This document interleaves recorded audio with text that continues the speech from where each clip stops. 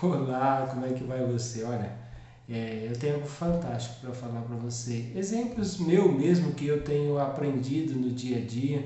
Talvez você tenha essa mesma dificuldade que eu tive no passado e hoje eu já não tenho mais essa dificuldade. Qual é essa dificuldade, Davi, que você teve no passado que você pode compartilhar comigo? Eu vou compartilhar um exemplo meu. Sempre gostei de ler, mas eu sempre tive um bloqueio muito grande, mas muito grande. Eu sempre iniciei livros e eu nunca terminava esses livros. Por quê? Porque eu sempre entendi assim, a minha mente é uma mente muito rápida para aprender as coisas e eu lia 2, 3 páginas ou 20 páginas, eu deduzia que eu já sabia todo o livro.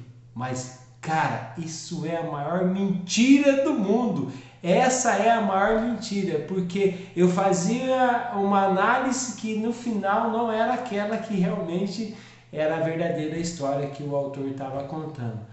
E isso foram anos e anos e anos e eu nunca consegui vencer esse problema. Até que chegou um dia que eu falei assim, hoje eu vou dar um basta. Mas um basta como? Olha, eu comecei a ler este livro aqui do Paulo Vieira, O Poder da Ação. Esse livro é extraordinário, né? Eu te faço eu te dou essa dica para você. Leia esse livro, Age.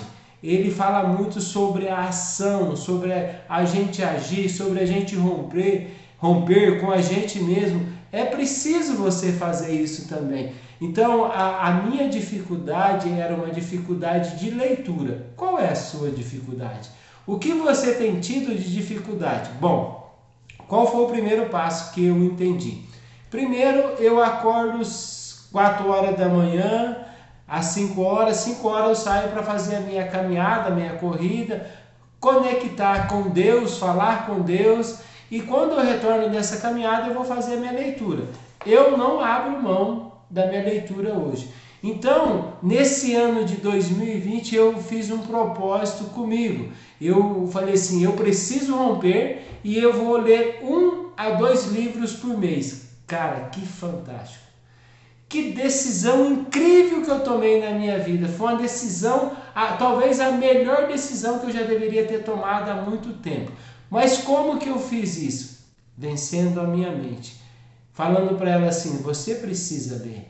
Você precisa adquirir conhecimento. Para fazer isso, você tem que ler. O conhecimento, ele está aí. A leitura está aí. Ela está aí para você aprender, para você buscar conhecimento. Conhecimento, ele não gera ou não ocupa espaço. Então, assim, aprenda uma coisa. Começa primeiramente a romper.